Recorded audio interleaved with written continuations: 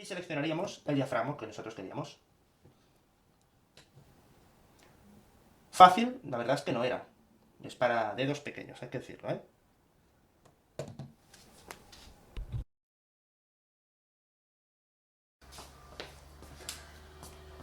Hola amigos del canal. A finales de los años 50, dos alemanas sacaron sus modelos a relucir.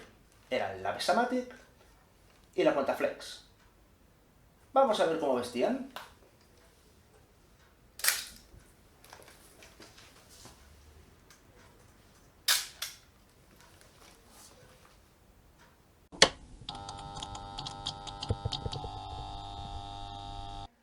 La mayor Contaflex ya había debutado en el 53 con un estilo parco pero disruptor al adoptar un obturador central en una reflex de 35 mm. 5 años más tarde, en el 58, ya le acompañó la Besamatic en los desfiles con un fabuloso fotómetro de selenio acoplado a las velocidades, y en el 60 la Contaflex se vistió también de selenio acoplado, y ya en el 62 con prioridad de apertura, cosa que su prima no hizo hasta que se cambió de nombre por uno más que pretencioso, Ultramatic, en el 65. Pero quedémonos en el 62 con esta Contaflex Super B y esta Besamatic. Las dos primas eran SLR de 35 mm con obturador central y ópticas intercambiables. La Voigtlander, apretando el botoncito de abajo. Y la Seisicon, lo mismo, girábamos un poquito y teníamos las lentes fuera.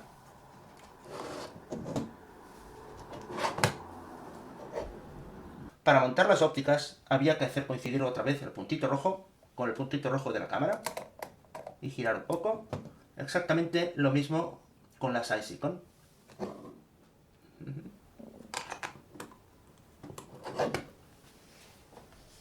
Eran de hechuras casi idénticas, aunque la Voigtlander era un poquito más alta.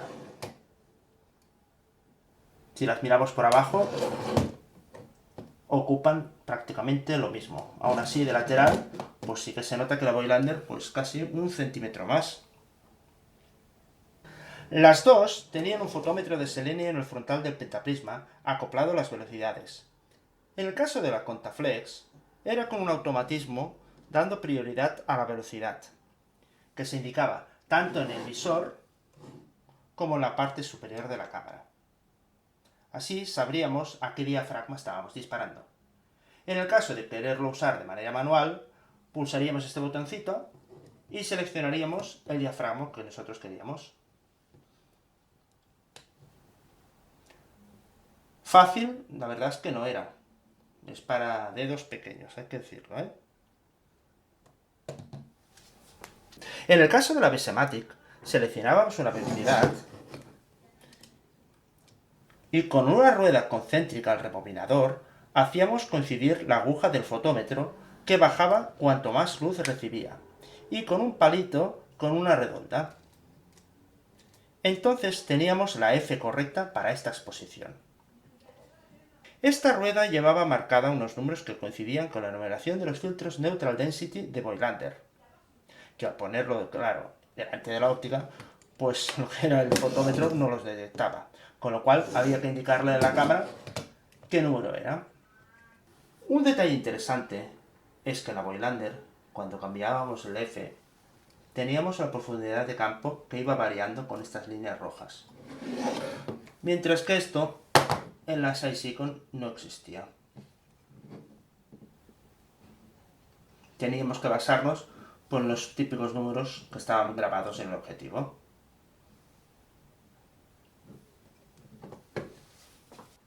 Pero para mí, lo más destacable era, aparte de un obturador central con un mecanismo de funcionamiento que era prácticamente igual, del cual ya hablé en el vídeo anterior, que aquí tenéis el enlace, básicamente tenía una secuencia de disparo compleja. A saber, para ello desmontaremos primero los objetivos para poder ver bien el sincronismo.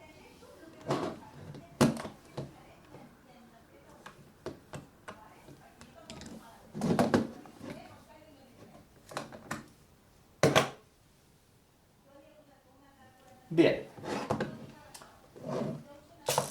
Cargamos primero.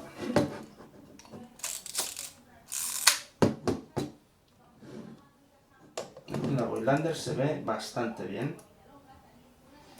En este caso, pues la secuencia sería cuando íbamos a disparar, primero el obturador cerraba, luego la apertura quedaba la selección, el espejo se subía y luego el obturador disparaba y la apertura quedaba otra vez al máximo para cuando volvíamos a cargar la cámara podíamos ver perfectamente.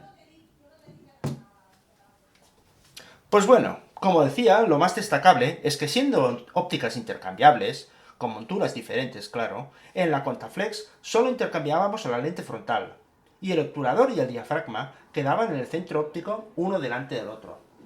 Vamos a verlo pues. Sacamos el objetivo.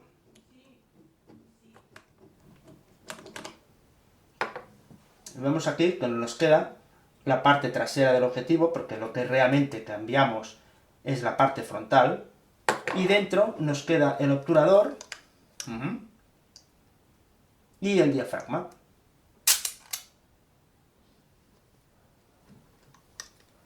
Si abrimos la parte trasera,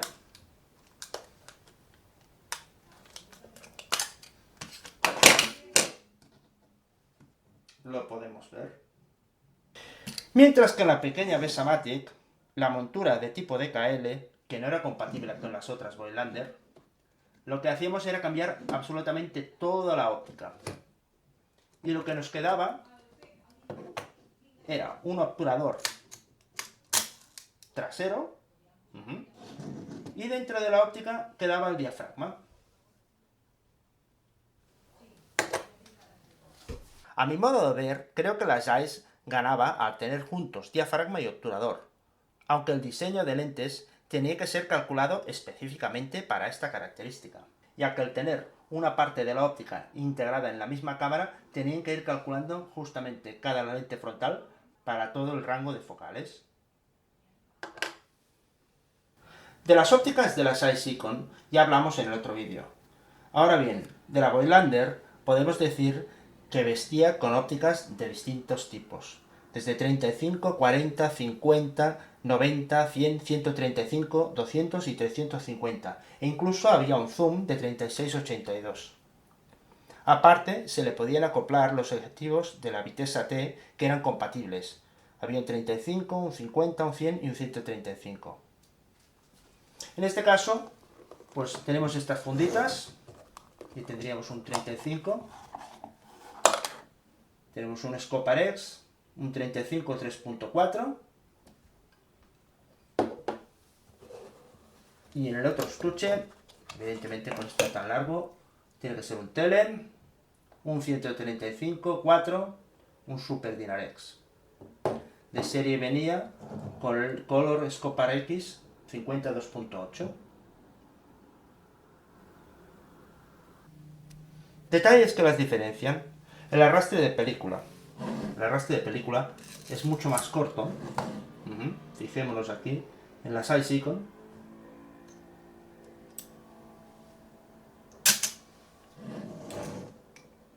Y en la Voigtlander. La Voigtlander tenemos que tirar mucho más. En el contador de la película, que en el caso de la Zeiss Ikon era superior y en la Voigtlander era mediante una ventanita en el trasero, pero para poder ponerlo a cero era más práctico en la Zeiss Ikon. Lo situábamos aquí en el rombo rojo y estaba preparado para un carrete de 36, o si fuera un carrete pues, de 20, lo ponemos aquí.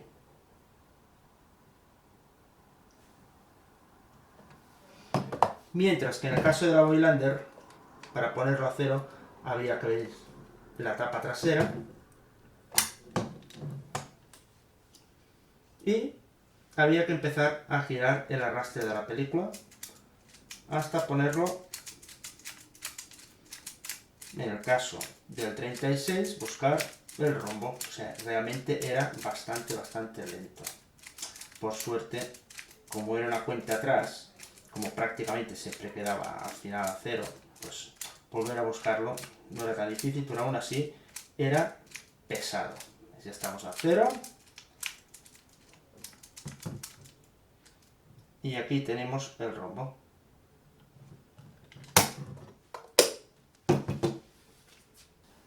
Otra diferencia, y esta muy destacable, es que la Saisicon tenía lo que era el chasis intercambiable, mientras que la Besamatic era puertecita y no podíamos hacer más. La Saisicon le podíamos poner todos los chasis de la Contarex, que era la máquina superior de Saisicon.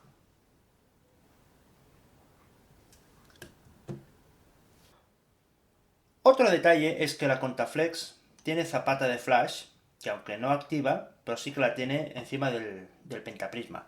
Mientras que en la Voigtlander hay que acoplarle este adaptador.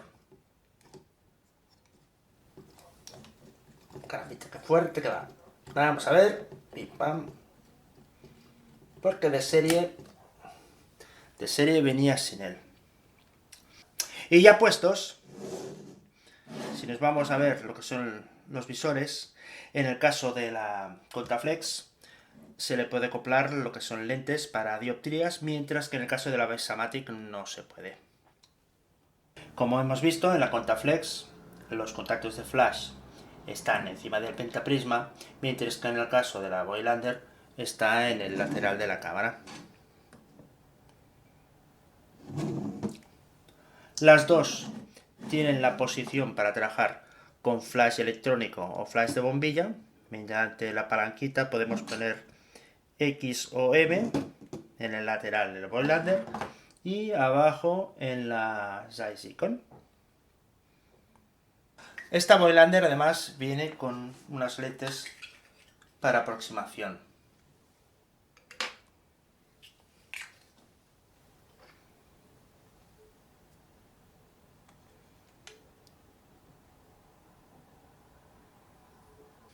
Y ya cuando terminamos la película, en el caso de la Voigtlander Besamatic, tendríamos que darle a la R, esta palanquita, y podemos darle pues a rebobinar.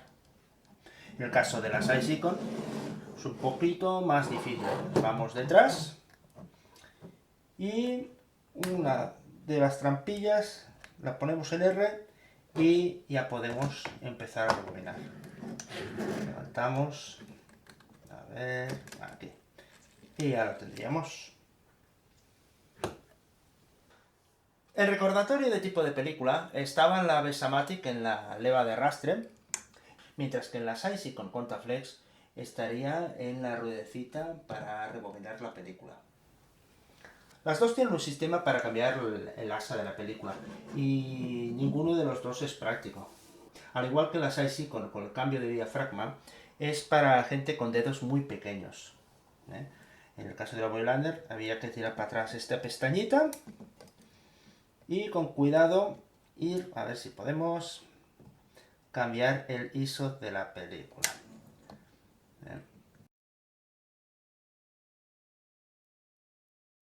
Y en el caso de la Saisicon, pues pulsamos esta pestañita y podemos cambiar también el asa.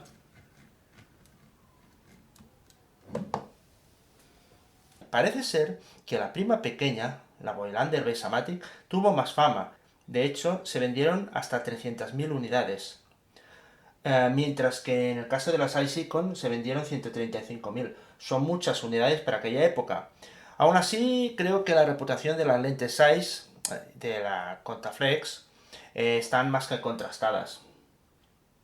Para mí son dos cámaras perfectas, son pequeñitas, son fiables, incluso dicen que la Voigtlander que no, que fallan mucho, no sé. Si mecánicamente se parecen tanto, creo que las dos tienen que ser muy buenas. Esta ya la he probado, tengo las fotos y las voy a colgar ya, o las voy a poner en este vídeo. Y esta la vamos a probar esta semanita, con lo cual una vez las tenga también las vamos a poner en este vídeo. Y así podremos comparar más o menos qué calidad tienen. Bueno, y finalmente aquí tenemos las dos alemanas, ya vestidas con su traje de piel, bueno, en este caso de cuero marrón, y ya con sus estuches originales. Las vamos a cerrar y las enviaremos al baúl de los recuerdos. Aquí está. Y ¡pam! Muy bonitas quedan así, ¿eh? Muy bien, pues ya está. Pues si os ha gustado el vídeo, ya sabéis, le dais a un like y eso, si hay algo que nos gusta, lo comentamos. Pues venga, muy bien. Hasta luego.